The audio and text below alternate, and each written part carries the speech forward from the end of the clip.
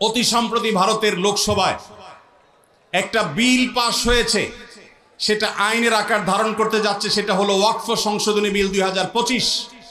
আপনারা অনেকে জেনে থাকবেন, ভারতবর্ষে প্রাতিষ্ঠানিক জমির মালিকানা সবচেয়ে বেশি হলো ভারতের রেলওয়ে এবং সেনাবাহিনীর। তৃতীয় সর্বোচ্চ প্রাতিষ্ঠানিক জমির মালিকানা হলো ভারতের মুসলমানদের ওয়াকফ বোর্ডের জমি।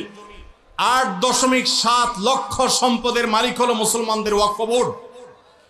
ইসলামের অন্যতম একটা সৌন্দর্য হলো মসজিদ, মাদ্রাসা, ইয়েতিমখানা, কল্যাণমূলক কাজ এগুলো পরিচালনা করবার জন্য ওয়াকফের ব্যবস্থা রাখা হয়েছে ইসলামে। কেউ তার জমি জীবদ্দশায় ওয়াকফ করে গেলে কিয়ামত পর্যন্ত সেই জমি যে উদ্দেশ্যে ওয়াকফ করে যাওয়া হয়েছে সে উদ্দেশ্যে ব্যয় করতে হবে। ওয়াকফের জমি কেউ বিক্রি করতে পারে না, এক্সচেঞ্জ করতে পারে না, দখল করতে পারে না। যে উদ্দেশ্যে ওয়াকফ করা হয়েছে এটার পরিপন্থী কোনো কাজ করা যায় না।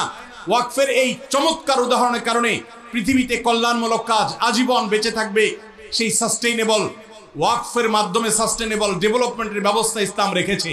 ভারতবর্ষে মুসলমানদের শত শত বছর চলে আসা 8.7 লক্ষ সম্পদ, যেটা টোটাল ভারতবর্ষে যত প্রাতিষ্ঠানিক সম্পদ আছে এর মধ্যে তৃতীয় সর্বোচ্চ। সেই সম্পদ আজ ভারতের হিন্দুত্ববাদীরা গ্রাস করবার জন্য নতুন করে সংসদে বিল তারা পাশ করেছে।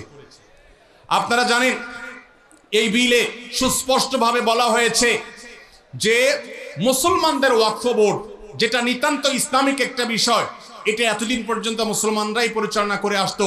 এখন রাজ্য এবং কেন্দ্রীয় ওয়াকফ বোর্ডে দুজন অন্য ধর্মাবলম্বী অমুসলমান হিন্দু তাদেরকে বাধ্যতামূলকভাবে ওয়াকফ বোর্ডে অন্তর্ভুক্ত করার জন্য আইন করা হয়েছে।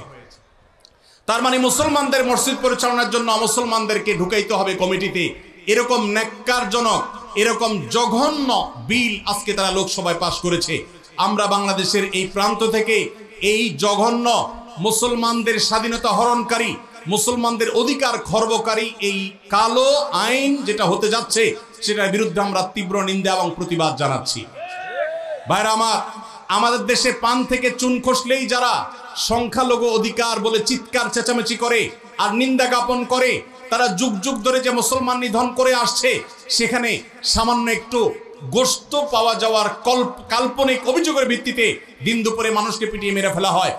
হোলির রং গায়ে মাখতে না চাওয়ার কারণে দিন দুপুরে পিটিয়ে মানুষকে মেরে ফেলা হয়।